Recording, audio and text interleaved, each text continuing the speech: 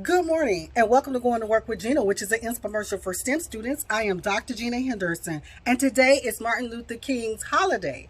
It is a day that we celebrate our civil rights leader of Martin Luther King Jr. and all of the things that he had in his I Have a Dream speech.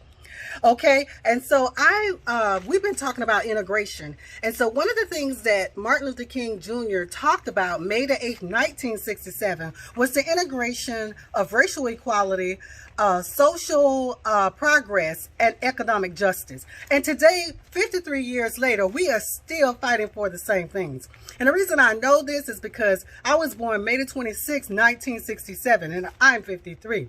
So 53 years ago, we were at the same place that we are now, trying to make sure that we can fight for racial equality, social progress, and economic justice. So take a listen to this excerpt that came from Martin Luther King Jr. I got it off of MSNBC this morning, so I'll give them the credit for sharing it. But I wanted you to know that we are to fight, continue to fight the dream, okay? And don't celebrate the man, don't worship the man, Martin Luther King, but let's move his ideals, the ideals of being a United States of America forward, okay? So take a listen to this excerpt. I want to thank you for going to work with Gena this morning. If there's any infomercials that you've missed, please don't hesitate to go to YouTube, go on to Work with Gena. Thank you. Selma in Birmingham were really outraged about the extremist behavior toward Negroes. But they were not at that moment, and they are not now, committed to genuine equality for Negroes. It's much easier to integrate a lunch counter than it is to guarantee an annual income, for instance, to get rid of poverty for Negroes and all poor people.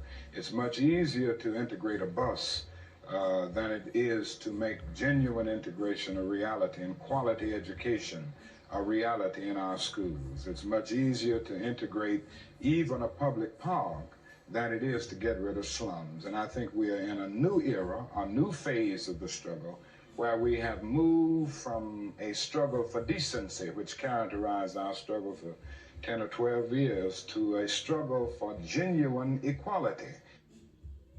And that is a struggle, Mika, we are still in 53 years later. Yeah, it was the late Dr. Martin Luther King Jr. speaking to NBC News approximately 1 year before he was assassinated in 1968. Look at us now. Joining us now, Martin Luther King III. He is chairman of the board of the Drum Major Institute and a global human rights leader. DMI was founded by Dr. King, and it carries on his legacy through the organization. Also with us, president of the Drum Major Institute, Andrea King. She's host of MSNBC's Politics Nation and president of the National Action Network. Reverend Al Sharpton joins us as well. Good to have you all on board this morning. Dr. King, I had asked earlier this morning when your father was in Memphis on April the 3rd, 1968, giving a speech the night before he died. He talked about God blessing him by letting him get up to the mountaintop and looking over to the other side. What do you think he saw there? He saw something that is yet to be seen. He saw a nation where freedom and justice and equality would be real for all humankind. A nation where we were turning to each other, not turning on each other as we seem to be doing now. Not a divided States of America, but he saw a true united States of America. And that is what we must work toward. Andrea, your thoughts of what has happened over the past 10 days and what it has revealed as to where we are in this struggle toward progress? I think what it has revealed is how much work we have to do. All of us saw, we went through everything last year with all of the protests, and out of all of the signs, the one that stayed with me the most is when George Floyd called for his mother, all mothers summoned. And that to me is certainly those of us that are mothers in the traditional sense, but it also was about that mother bear, the mothering spirit in all of us and in our nation was summoned.